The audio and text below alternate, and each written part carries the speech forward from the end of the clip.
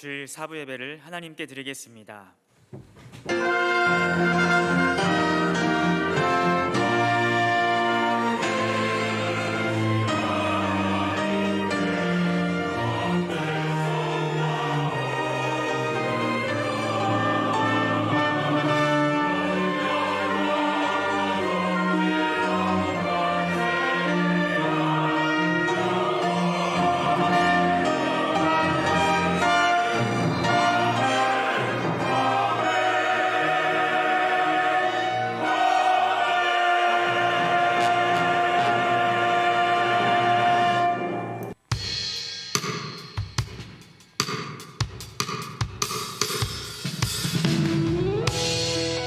할렐루야.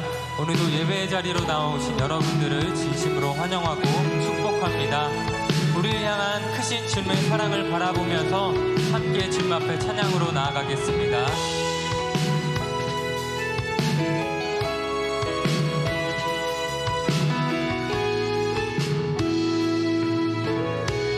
나를 향한 주의 사랑, 나를 향한 주의 사랑, 산과 바다에 넘치니 내 마음 열 때 주님 나에게 참 자유 주셨네.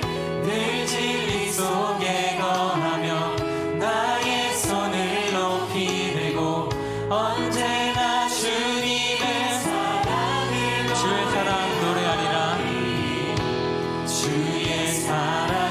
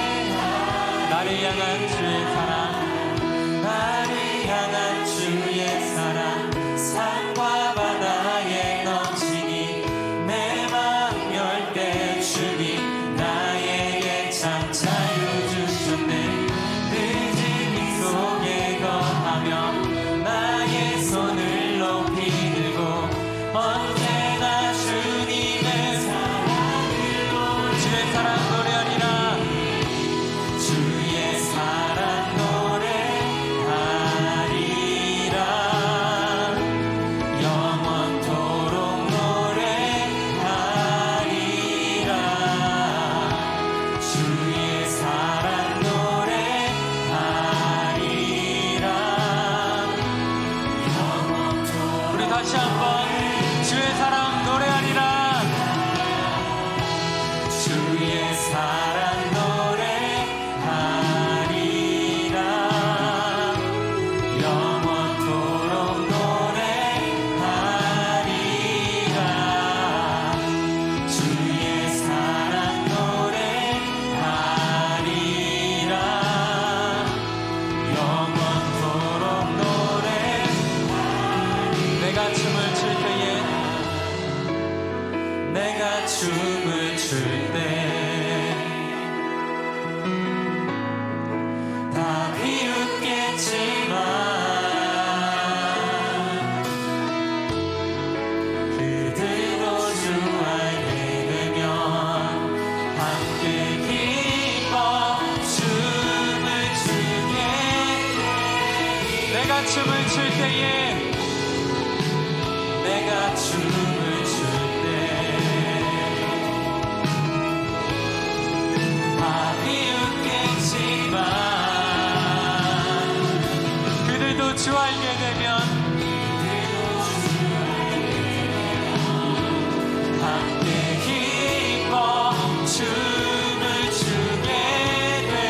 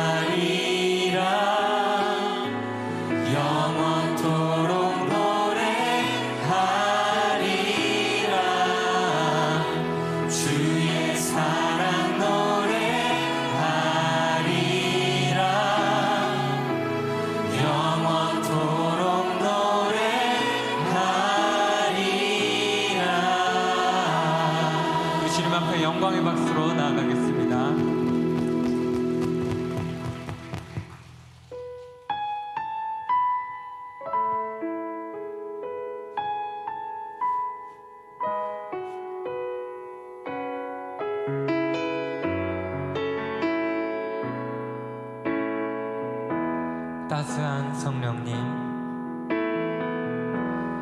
따스한 성령님 마음으로 보내 내 몸을 감싸며 주어지는 평안함 만족함을 느끼네 사랑과 진리에 사랑과 진리에 한 줄기 빛보내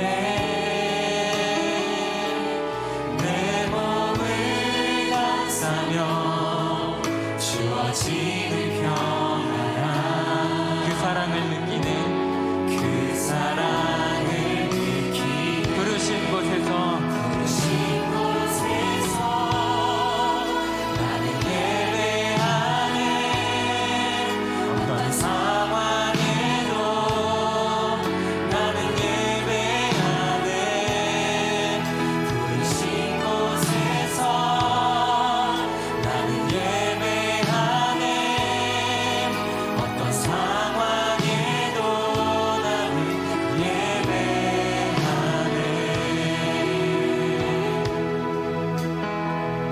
사랑과 진리에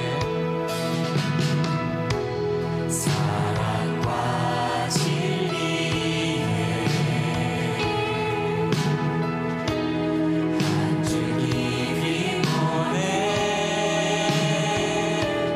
내 몸을 감싸며 주어지는 우리가 그 사랑을 느끼며 주님 앞에 나아갑시다. 그 사랑을 부르신 곳에서 부르신 곳에서 나는 예배하네 어떤 상황에도 나는 예배하네 부르신 곳에서 나는 예배하네 어떤 상황에도 나는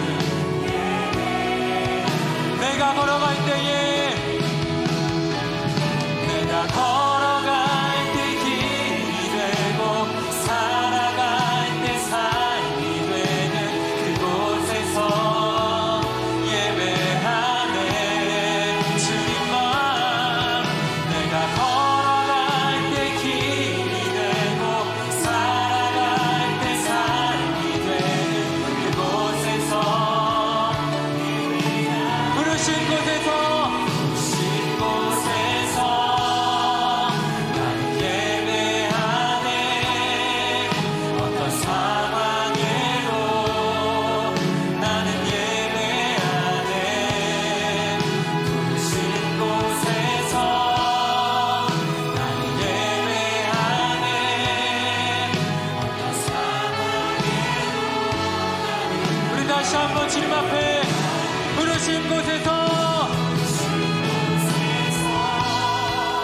나는 예배하네 어떤 상황에도 나는 예배하네 부르신 곳에서 나는 예배하네 어떤 상황에도 나는 예배하네 이 시간 함께 오늘 드릴 예배를 위해서 간절한 마음으로 기도하며 나아가겠습니다. 누가복음 22장 39절에서 46절까지의 말씀 제가 봉독하겠습니다. 예수께서 나가사 습관을 따라 감람산에 가심에 제자들도 따라갔더니 그곳에 이르러 그들에게 이르시되 유혹에 빠지지 않게 기도하라 하시고 그들을 떠나 돌 던질 만큼 가서 무릎을 꿇고 기도하여 이르시되 아버지여 만일 아버지의 뜻이거든 이 잔을 내게서 옮기시옵소서. 그러나 내 원대로 마시옵고 아버지의 원대로 되기를 원하나이다 하시니 천사가 하늘로부터 예수께 나타나 힘을 더하더라. 예수께서 힘쓰고 애써 더욱 간절히 기도하시니 땀이 땅에 떨어지는 핏방울 같이 되더라. 기도 후에 일어나 제자들에게 가서 슬픔으로 인하여 잠든 것을 보시고 이르시되 어찌하여 자느냐 시험에 들지 않게 일어나 기도하라 하시니라. 아멘. 이 시간 시온 찬양대에 찬양이 있겠습니다.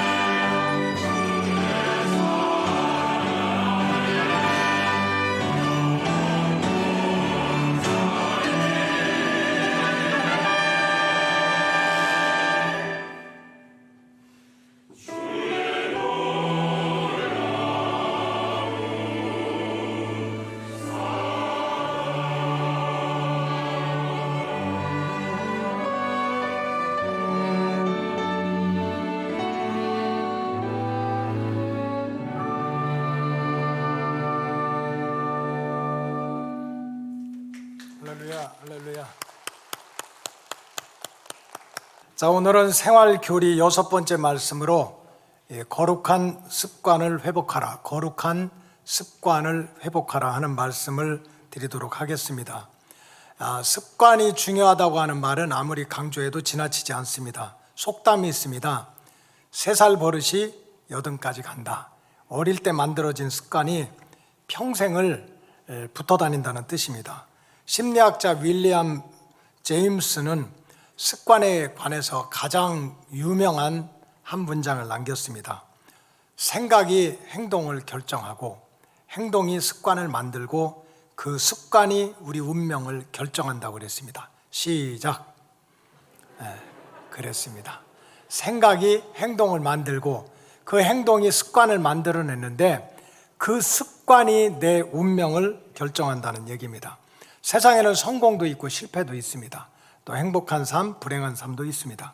그런데 그것이 여러 가지 요인이 있지만 결정적으로 중요한 요인 중에 하나는 바로 습관이라는 것입니다. 그 습관이 한 사람의 인생을 불행하게 만들 수도 있고 행복하게 만들 수도 있고 성공하게도 할 수 있고 실패하게도 만든다는 뜻입니다. 그렇기 때문에 우리가 짧은 인생이지만 바람같이 지나가는 인생이지만 그래도 평안한 삶, 육신적으로 행복한 삶을 누리기 위해서는 좋은 습관, 이 바람직한 습관을 갖는 게 중요합니다.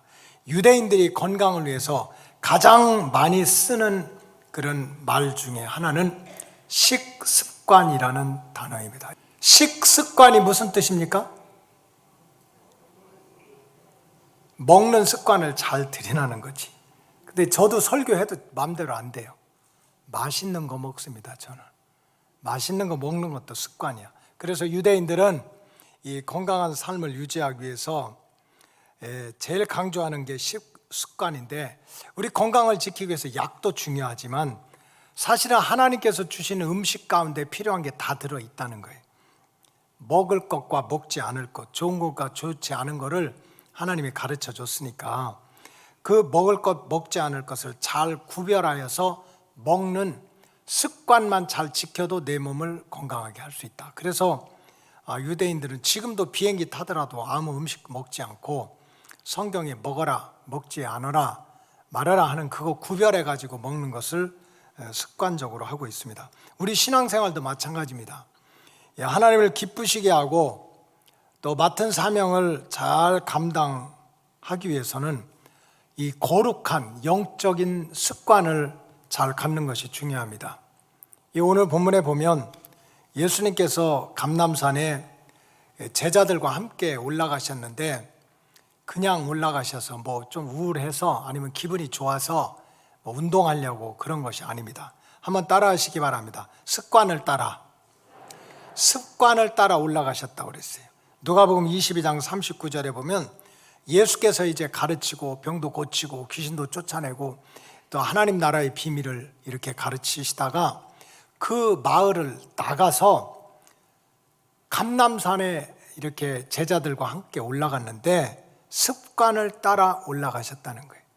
예수님께서 감람산에 올라가셔서 밤이 새도록 기도했던 일은 일시적인 행동이나 그때그때 형편에 따라서 가다 안 가다 한 것이나 감정에 따라서 그냥 훅 갔다 빠졌다 이런 것이 아니라 아주 규칙적으로 습관적으로 감람산에 올라가셔서 기도하는 일에 최선을 다하셨다는 말씀입니다. 습관적으로 시간을 구별하고 습관적으로 장소를 구별해서 거기서 기도하다가 하나님의 뜻을 분별하고 거기서 기도하다가 또 하나님의 뜻대로 살 수 있는 능력도 받게 됐다는 그런 내용입니다. 초대교회는 그 많은 환난과 핍박 중에도 구원받는 백성이 날마다 더해갔다고 그랬습니다. 초대교회가 얼마나 힘들었습니까? 다른 거 아닙니다. 예수 믿었다고 감옥에 가두고 톱에 켜서 죽이고 불태워서 죽이고 뭐 다른 사람 한테 잘못한 게 아니에요. 예수 잘 믿었다고 해서 그런 환난과 핍박이 있음에도 불구하고 이 구원받는 백성들이 날마다 더해가는 교회였습니다. 도대체 왜 그럴까?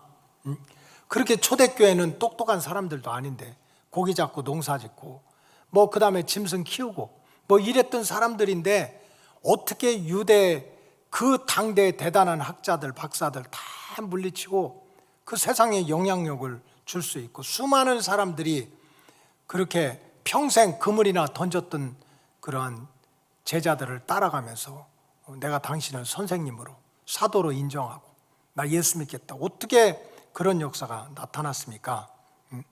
그 이유는 초대교회는 사도행전에 보니까 그런 환난과 핍박 중에도 날마다 모이기를 힘쓰는 교회였습니다.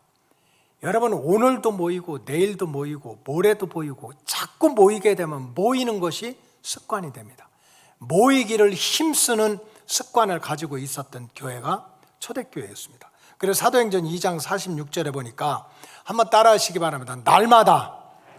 날마다는 가끔이요 몇 년에 한 번씩입니까? 날마다는요 날마다예요.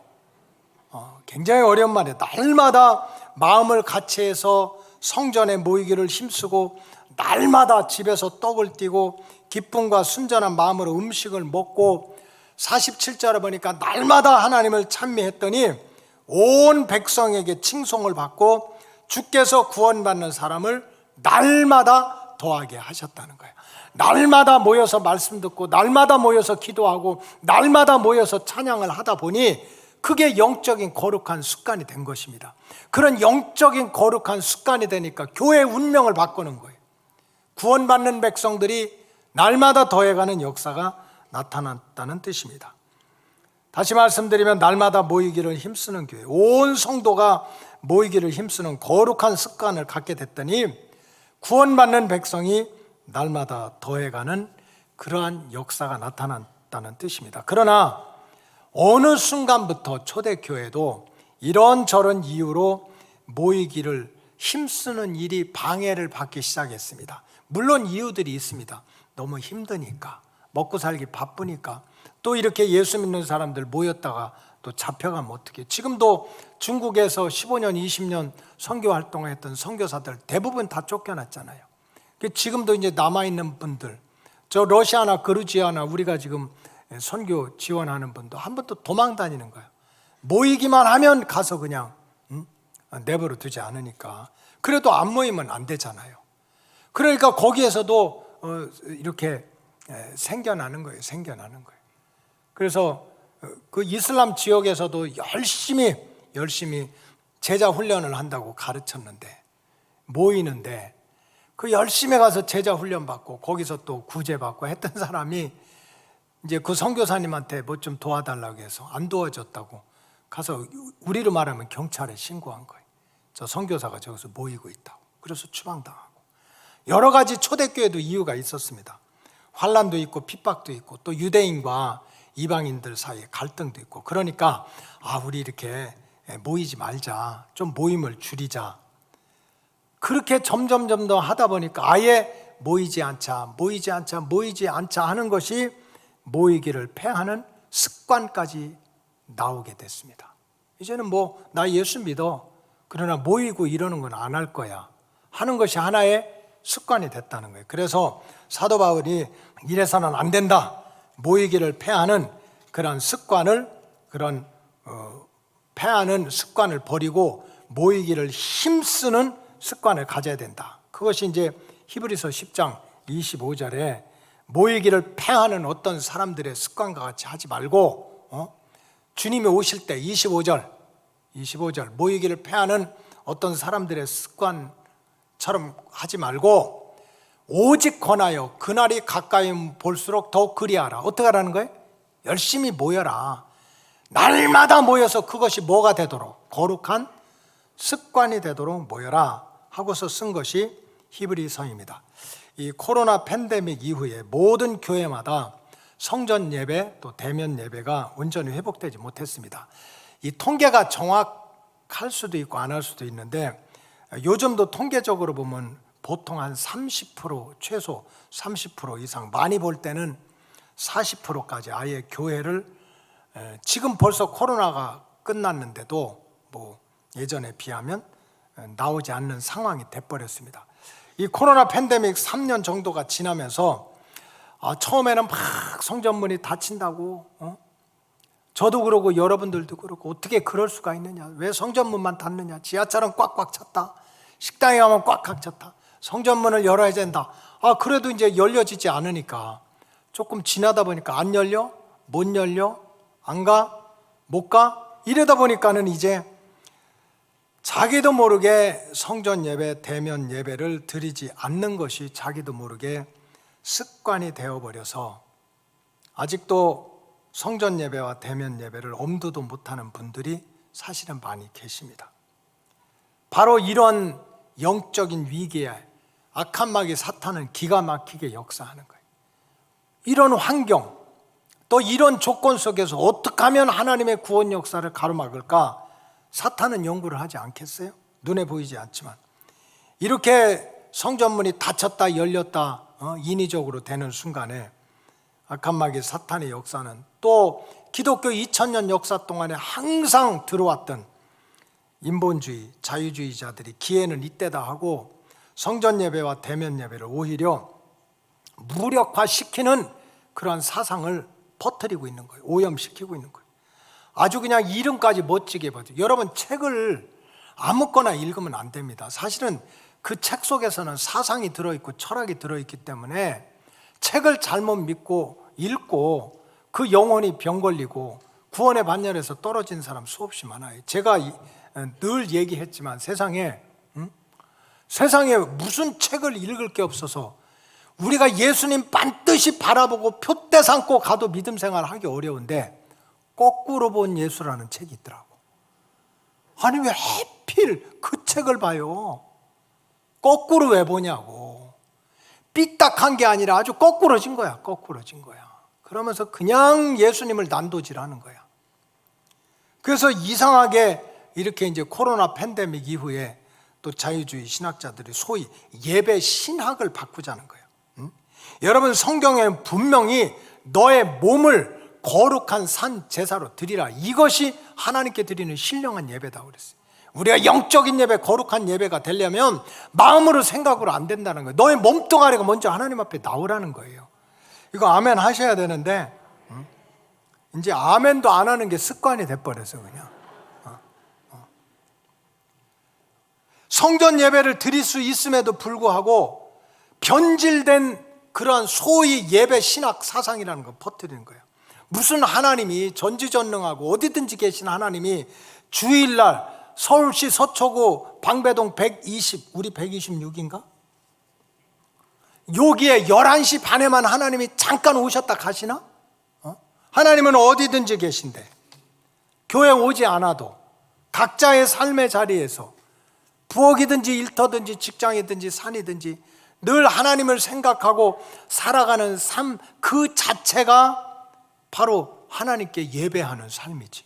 이 말에 또 너무 은혜 받으면 안 되는데 꼭 교회 가서 몸뚱아리를 대고 얼굴을 보고 이것이 예배가 아니라는 거예요. 하나님은 어디든지 계시니까 어디든지 내가 하나님을 생각하고 묵상하고 그렇게 살아가는 삶 자체가 예배다. 예배 신학이 바뀌어야 된다. 그런데 그러지 않아도 환경적으로 어려운데 이런 글들이 자꾸 퍼져나가니까 사람들이 영적으로 오염되는 거예요. 성경에서는 분명히 너희 몸을 거룩한 산제물로 드리라고 그랬고 마음을 다하고 힘을 다하고 예수님 목숨까지 다해서 하나님을 경배하고 찬양하고 하나님을 따르라고 했는데 그거를 무너뜨리고 있는 거예요. 여러분, 이런 것은 절대로 성령님의 역사가 아닙니다. 그것은 구원받는 백성들의 모임을 무너뜨리는 마귀 사탄의 역사일 뿐입니다. 주의 백성들은 성경대로 한다면은 예수님을 머리 삼고 각 지체가 한 몸을 이루어서, 고린도서가 그런 얘기입니다. 우리의 신앙생활은 예수님을 대장 삼고 머리 삼고 나는 손이고 당신은 발이고 나는 눈이고 귀고 이런 지체들이 다 하나가 돼가지고 한 몸이 돼서 하나님을 찬양하고 하나님을 경배하고 하나님의 말씀을 받고 하나님 앞에 호흡하고 맡은 사명을 감당해서 한 몸을 이루는 것이 교회요 신령한 제사라고 그랬어요. 여러분, 육신 몸뚱아리도 다 흩어놓으면 죽습니다. 성경에 보면 우리가 하나님의 성전인데 그냥 만들어지는 것이 아니라 각 지체가 연합하고 예수님 머리 삼고서 한 몸을 이루어서 하나님을 경배하고 찬양하는 것이 예배고 그게 믿음이고 그게 하나님의 자녀가 되는 길이라는 거예요. 각 지체를 다 흩어놓는 것은 알고 보면 주님의 몸을 죽이는 거예요. 주님의 몸된 교회를 허무는 것입니다. 따라서 모이기를 패하는 어떤 환경, 어떤 이유를 붙여서든지 전쟁이 나든 기근이 나든 지진이 나든 전염병이 돌든 모이기를 패하는 습관을 절대로 따라가서는 안 된다는 거예요. 이번 튀르키예에서 우리가 지원하는 선교사님이 있는데 카톡으로 이렇게 사진을 보냈더라고요. 확 무너진데 거기서도 몇 사람이 예배를 드리고 있는 거예요. 그것도 또 예배 드리다가 끌려갈까 봐 선교사님이 확 활동을 할 수 없잖아요. 모이기를 패하는 습관, 이거는 결국 주님의 몸을 해체하는 거예요. 성경에 보면은요, 거룩한 습관은 하나님을 기쁘시게 하고 또 나를 축복받게 하는 축복의 통로가 됩니다. 여러분, 사실 솔로몬 왕은 우리가 잘 알다시피 많은 약점과 허물이 있는 왕입니다. 부정한 자식입니다. 아버지 어머니가 죄져서 낳은 아들이요, 배다른 형제들이 수두룩하게 많았어요. 그래서 이제 왕이 되지 않았습니까? 그런 가운데서 그렇게 솔로몬 왕은 많은 약점과 허물이 있는 왕이었지만 그럼에도 불구하고 자기가 이제 왕이 돼가지고 원했던 이 백성을 어떻게 다스릴까? 하나님 나에게 지혜를 주세요 해서 자기가 원했던 지혜뿐만 아니라 부귀와 영화도 장수의 복을 받은, 약속받은 이유가 성경에 분명히 기록되어 있습니다. 막 솔로몬이 의롭고 진짜 똑똑하고 이런 게 아닌 거예요. 하나님이 솔로몬을 보는 다른 눈이 있었습니다. 그게 뭡니까? 거룩한 습관입니다. 어떤 환경 속에서도 시간을 정해놓고 장소를 정해놓고 하나님을 만나고 하나님께 기도하는 그 거룩한 습관을 하나님 보신 거예요. 열왕기상 3장 4절은 이렇게 시작합니다. 이에 왕이 제사로 기브온으로 갔다. 이거 우리는 이렇게 쉽게 읽는데 쉽게 읽을 수 없어요. 왕이 제사 지내러 예배드리러 기브온 산으로 올라갔다. 거기는 산당, 성전 만들기 전에 조그맣게 제단을 쌓고 제물을 드리고 하나님께 제사 드리는 거예요. 요 귀절은 짧게 시작하지만 이거 목숨 걸고 간 겁니다. 솔로몬이 왕이 되자마자 그 배다른 형제들이 시기하고 질투해서 죽이려고 그래요. 학깃의 아들 아도니아는 벌써 반역을 일으켰습니다. 이 군대 장관 요압과 시므니가 권력 투쟁을 일으켜요. 군인들끼리 싸우다가 자기도 죽을 수 있잖아요. 이런 심각하고 위험한 일이 있음에도 불구하고 이 솔로몬 왕이 하나님께 제사를 드리기 위해서 기브온으로 가서 산당에 갔는데 솔로몬이 그 제단에서 1000번제를 드렸다. 1000번제.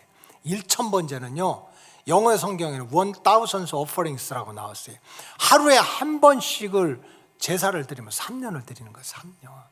여러분 3년 동안 똑같은 시간에 매일 가서 제사를 드리면 습관이 생겨요, 안 생겨요? 생기잖아요. 생겨. 그러니까 솔로몬이 제사를 잘 드렸느냐 못 드렸느냐, 어떤 환경이 좋았냐 나빴느냐는 것은 격가지고, 본질은 솔로몬은 시간과 장소를 정해놓고 하나님 만나고 제물을 드리는 것을 1000번을 계속하는 건 습관이지. 마음도 있지만 그 거룩한 습관을 가진 것을 보여줬던 거예요. 5절에 보니까 이런 말씀이 있어요. 기브온에서 밤에 여호와께서 솔로몬의 꿈에 나타나시니라. 하나님이 이르시되 내가 네게 무엇을 줄고 너는 구해라. 기가 막힌 말씀입니다. 우리가 신앙생활 깝깝하고 간증거리가 없고 재미가 없는 이유가 내가 기도하는데도 응답이 없어. 하나님이 날 만져주지도 않아. 느낌이 없는 거지.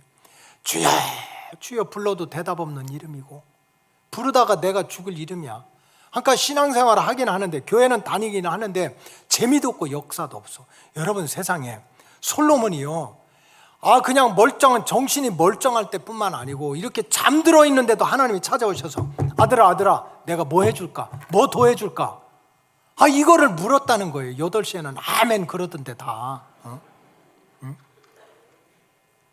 어떤 하나님이 좋아요? 주여 주여 불러도 대답 없는 이름이 좋아요. 잠자는데도 와가지고 아들아 내가 뭐 해줄까? 도와줄까? 그 하나님이 좋아요. 그 하나님이 좋잖아요. 근데 그게 솔로몬이 유명해서 거룩해서 부모 잘 만나서 죄 지은 아들이야. 부정한 자식이야. 하나님이 뭘 봤습니까? 습관입니다. 그런 어려운 환경, 반역, 권력투쟁 있음에도 불구하고 정말 1000번이나 변함없는 마음으로 시간과 장소를 정해놓고 하나님을 예배하고 하나님께 기도하는 그 거룩한 습관을 보시고 꿈속에서도 나타나셔가지고 내가 너한테 뭐 해줄까? 뭘 도와줄까? 이런 은혜를 베푸셨다는 뜻입니다. 즉 거룩한 습관이 축복의 통로가 된다는 뜻입니다. 사도 바울은 참 인간 교만한 사람이에요. 세상에 사도 바울을 생각하면요, 나는 천군 천사야. 근데도 성경에 보니까 참 우리 하나님은 망각이 심한 건지 아니면 진짜 하나님은 아무나 용서하는 건지, 그렇게 못된 사울에게요, 하나님이 가장 중요하게 생각하는 거, 예수님이 가장 중요하게 생각하는 거 2가지를 맡겼습니다. 첫째는 교회를 세우는 일을 맡겼어요. 여러분 이 사울은 예수님 만나지도 못했던 사람이에요. 베드로, 야고보, 요한, 빌립, 바돌로메 다 가룟 유다까지 예수님 만나서 3년 동안 같이 먹고 같이 자고 기적을 다 봤는데, 이 사울 바울 변화되기 전 사울은요, 예수님 근방에 육신적으로 가지도 못했던 인간이야. 그런데도 교회를 세워. 그 권한을, 그 일을 갖다가 바울에게 다 맡겼습니다. 마태복음 16장 18절에 보면 예수님 베드로한테 얘기해. 베드로야, 너는 반석이야. 굳건한 반석이야. 반석과 같은 믿음 위에 내가 교회를 세울 건데, 음부의 권세, 악한 마귀 사탄의 권세가 너를 이기지 못하고 천국 열쇠를 너한테 맡길 거야. 그러면 겉으로 보면 정말 내 교회를 세울 수 있는 천국 열쇠를 맡긴 그 모든 권한이 베드로한테 준 거예요. 근데 사도행전은 암만 읽어봐도 베드로가 교회 세웠다는 게 없어. 1차, 2차, 3차 전도 여행을 하면서부터 다 배를 타고서 구브로에 거쳐서 뭐 에베소, 고린도, 빌라델피아, 라우디케아 무슨 다 교회를 1차, 2차, 3차 전도 여행을 하면서 천국 열쇠를 맡기고 음부의 권세를 쫓아내는 구원의 방주, 교회를 세우는 일을 가장 많이 한 게 그 못된 사울이야. 도대체 하나님 뭘 보고 그러셨나? 그 다음에 우리가 믿음 생활할 때 가장 중요한 것은 하나님 말씀 아닙니까? 주의 말씀이 내 발의 길이고 내 길에 빛이 된다고 그랬어. 우리가 걸어가는 길이 이게 길인지 이게 또랑청인지 모르니까는 망하는 거지. 사는 길과 죽는 길, 복받는 길과 저주받는 길이 이 말씀 속에 다 들어있는 거지. 우리 영과 육과 혼을 치료하는 말씀이 이 성경 말씀 속에 다 들어있어. 그런데 신약이 27권인데 27권의 성경책 중에 신약 중 14권을 성령받아 기록하게 한 그 성경을 기록하게 맡긴 사람이 사울이에요. 사울. 뭐가 이뻐가지고 예수님 속도 없이 말이지 그렇게 교만 떨고 완악했던 그 사울에게 교회도 다 세우게 하고 하나님 말씀도 다 신약의 절반 이상을 기록하게 했던 그런 특권을 맡기신 이유가 뭘까? 여러분 잘 보시면 이게 무슨 이 사울이 다른 사람보다 진짜 실력이 있고 배경이 있고 혈통이 좋아가지고 물론 뭐 예수 만나기 전에 자랑했죠. 내가 대단한 가문이야. 나 공부 얼마나 많이 했는데 나 똑똑한 사람이야. 이런 걸 주장한 사람이지만 그것 때문에 그런 특권을 맡긴 게 아닙니다. 이 고린도서에 보니까 사도 바울이 이런 얘기를 합니다. 따라서 날마다 나를 치고 날마다 나는 뭐 한다고 그랬어요? 죽노라 그랬어. 이 사울이 부활하신 예수님을 만나기 전에는 나를 친 게 아니라 다른 사람을 치고 다른 사람 비방하고 자기 잘난 척하고 자기를 높이고 막 그런 삶을 살았어요. 남을 치고 자기는 높였어요. 그러나 어느 순간에 부활하신 주님을 만나고 땅바닥에 꼬꾸라지고 눈꺼풀이 벗어지고 주의 음성을 들은 다음에는 죄인 중에 괴수는 나야. 그래서 정말 내가 내 육성이 그대로 살아가면 안 돼. 그러니까 나는 날마다 내가 나를 쳐야 돼. 날마다 내가 죽어야 돼. 근데 날마다 나를 치고 날마다 내가 죽게 되면 그것이 뭐가 돼요? 대답 안 하면 나도 안 해.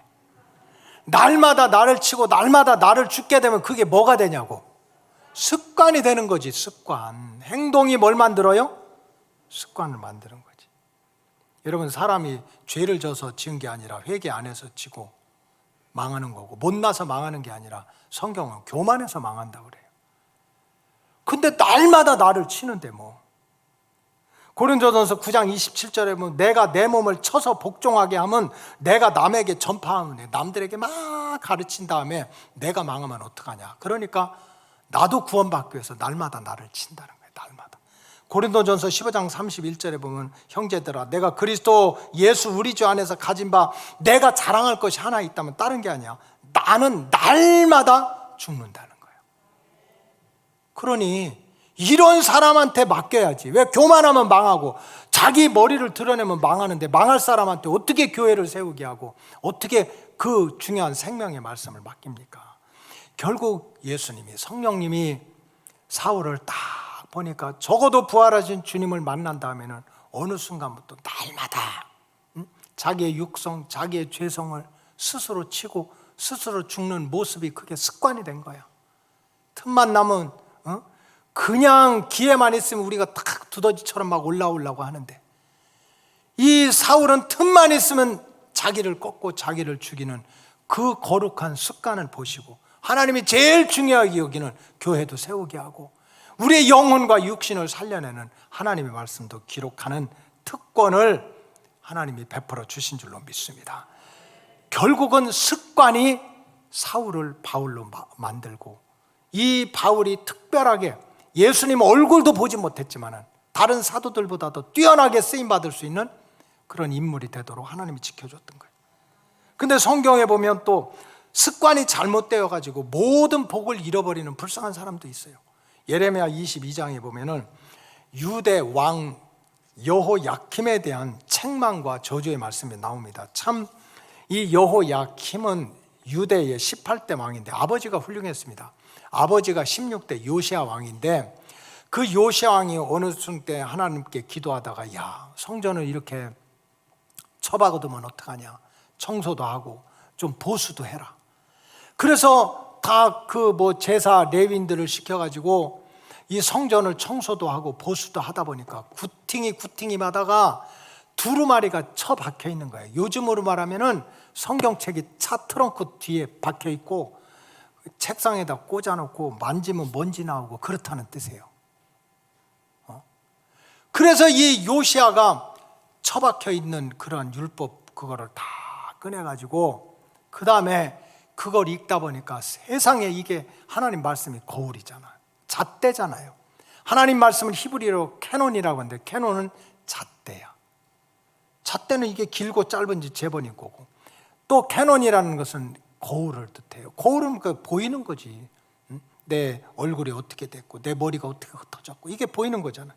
그래서 회개하고 우상 숭배를 버리고 하나님 믿자고, 백성들이 그 말 듣고 참 왕이 저렇게 막 회개하고 하나님 잘 믿자니까 막 통에 자복하고 막 하나님이 나라를 축복하고 이랬습니다. 이렇게 훌륭한 아버지 밑에서 자랐던 그런 사형주 중에 하나가 여호야김입니다. 근데 여호야김이 왕이 되자마자 하나님이 예레미야를 보내가지고 이 여호야김에게 4가지의 저주를 내리라고 그랬어요. 여러분, 선지자는 주의 종은 택한 백성을 축복해야지 어떻게 저주를 합니까? 근데 하나님이 가서 하라는 거예요. 4가지가 뭡니까? 첫째는 여호야김 왕에게 너를 사랑하는 자들이 너를 다 떠날 거다. 너를 사랑하고 너를 귀하게 여겼던 사람들이 너를 떠날 거야. 너는 이제 외로운 인생 된다는 거지. 2번째는 나도 너를 지켜주지 않겠다. 3번째는 너와 내 어미가, 왜 엄마가 무슨 잘못을 했다고, 너와 내 어미가 쫓겨나가서 죽게 될 것이고 너희 가문의 왕권이 다 끝나지게 될 거다. 그래서 그 동생이 시드기야가 또 나중에 왕이 됐는데 어떻게 됩니까? 잘 알다시피 바벨론이 쳐들어와서 쇠사슬로 묶고 눈 뽑고 그 바벨론에 가서 감옥에 갇혀서 죽었잖아요. 그러고서 유다는 영원히 망한 겁니다. 도대체 왜 여호야김이 이런 재앙을 만났습니까? 물론 사람마다 완전한 사람이 어디가 있겠어요. 근데 예레미야 22장 21절을 보니까 여호야김이 자기가 존중히 여기고 자기를 사랑하던 사람들이 다 떠나고 하나님까지 다 떠나고 내가 그냥 이방 땅에 가서 죽고 엄마까지 그렇게 피눈물 나게 만들고 했던 이유가 기록되어 있는 거예요. 예레미야 22장 21절에 이렇게 기록되어 있습니다. 내가 평안할 때 내가 네게 말하였다. 배부르고 등 따시고 왕자로 황태자로 살 때 하나님 잘 믿어야 된다, 하나님 잘 섬겨야 된다 하는 말을 수없이 했다는 거예요. 그런데 내 말이 나는 듣지 아니하리라 하였나니, 안 듣겠다는 거야. 하나님 말씀에 나 몰라, 안 들어 하는, 어릴 때부터 그랬는데 내가 어려서부터 내 목소리를 청종하지 않겠다 하는 것이 뭐가 돼버렸어요? 습관이 돼버렸어요. 습관. 여러분 가슴에 손을 얹고 얘기하세요. 여러분 매주 올 때마다 은혜 받아요? 정신 바짝 차리고 대답하세요. 저도 고민할 때가 많아요. 그냥 이 설교 준비하는 건 씨름이거든요. 기도하고 어제도 그냥 막 늦게까지 의논할 것도 있고 막 씨름하고 12시 한지 씨름하는 거예요. 스트러글이라고, 스트러글. 근데 이제 어떤 때는 이렇게 은혜 받는 게 보일 때도 있거든요. 그럼 신나죠. 어떤 때는 진짜 쥐구멍이라도 들어가고 싶어요. 그래서 설교하게 보면은 홈런의 드림을, 항상 홈런 칠 수 있다는 드림을 깨라고 그러는 거지. 항상 설교도 잘할 수 있고 은혜 끼칠 수 있다고 하지 마라. 은혜는 하나님이 주시는 거지. 네가 죽을 쓰면 병든 자가 일어날 것이고, 아멘. 설교 죽을 때는 누가 은혜 받아요? 영적으로 병든 자들이 또 은혜 받을 수 있고, 네가 그냥 진수성찬을 차려놓으면 건강한 사람이 또 은혜 받고 그러는 거지.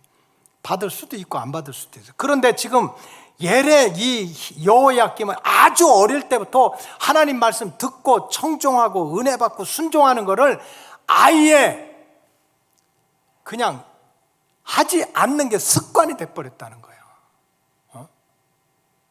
여러분 목사님 보고 맨날 은혜 받나요? 그렇지 않잖아요.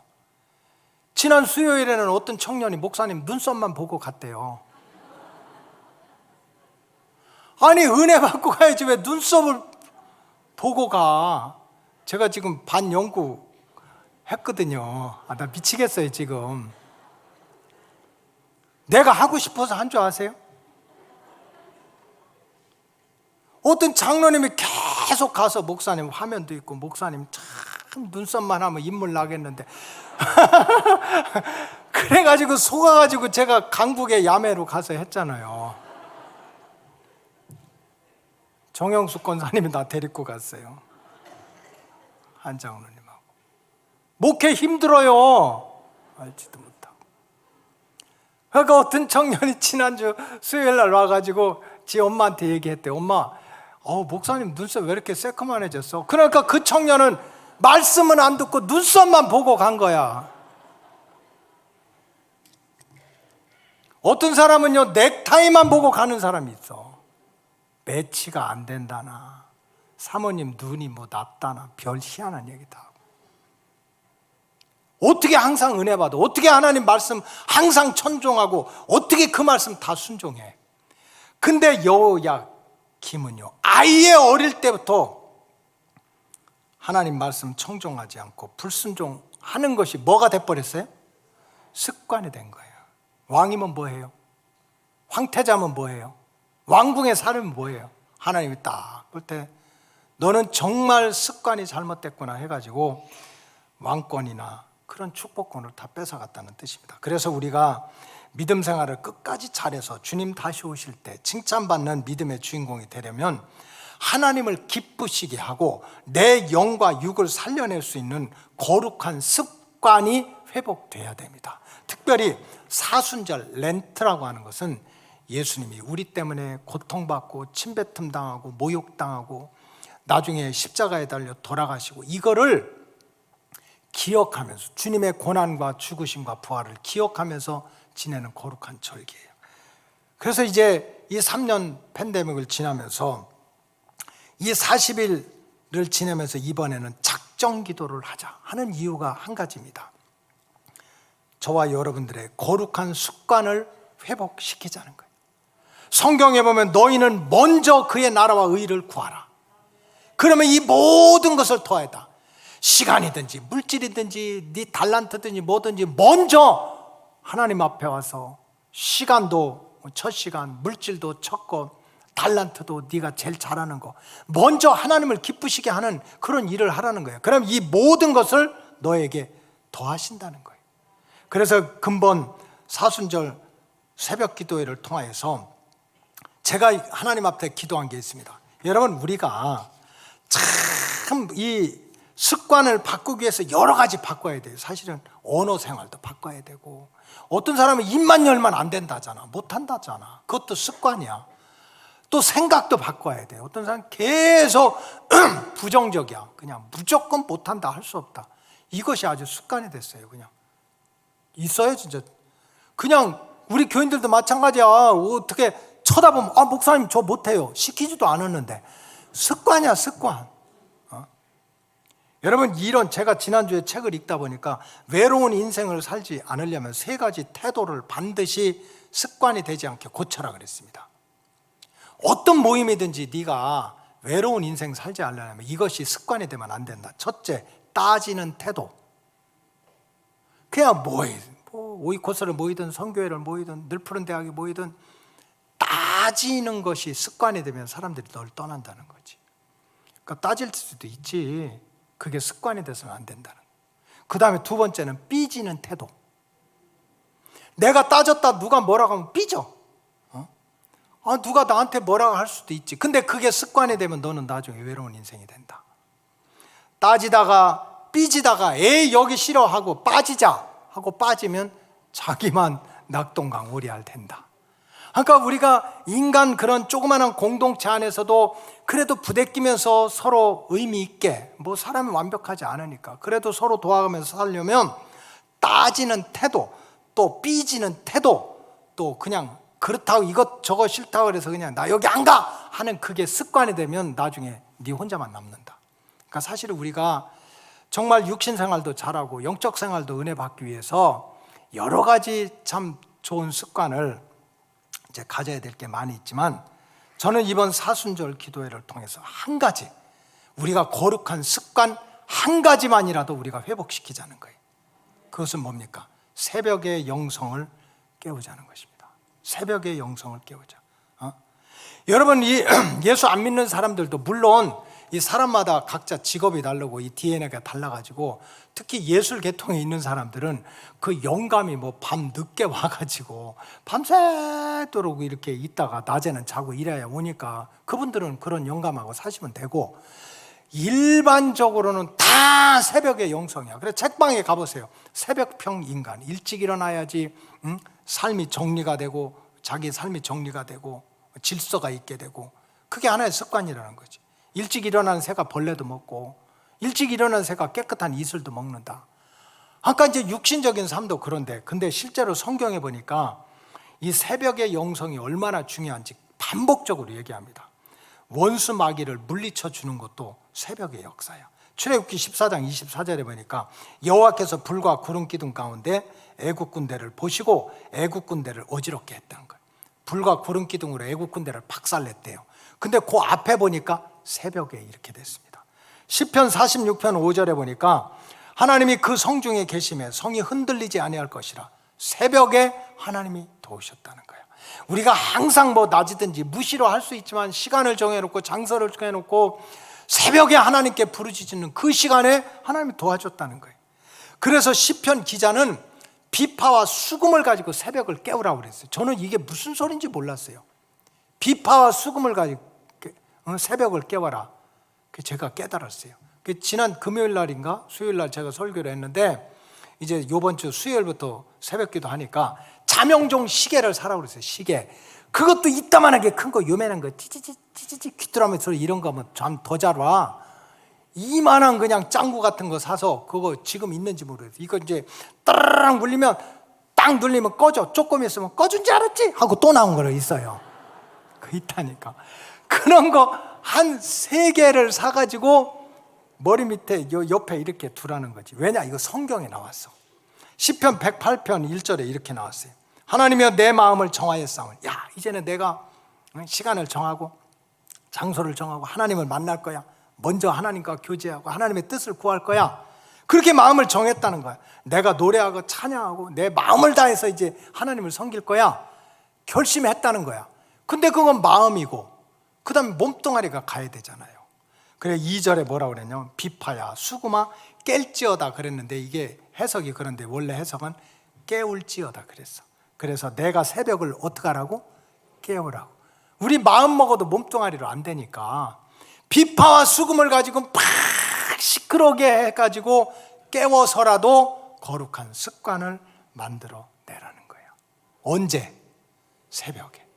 막달라 마리아와 다른 마리아가 천사를 만나고, 예수님 잃어버리고 얼마나 외로워요. 얼마나 두렵습니까? 그때 천사를 만나고 그 천사의 안내에 따라서 부활하신 주님을 만났을 시간도 성경에 보니까 새벽에 그랬습니다.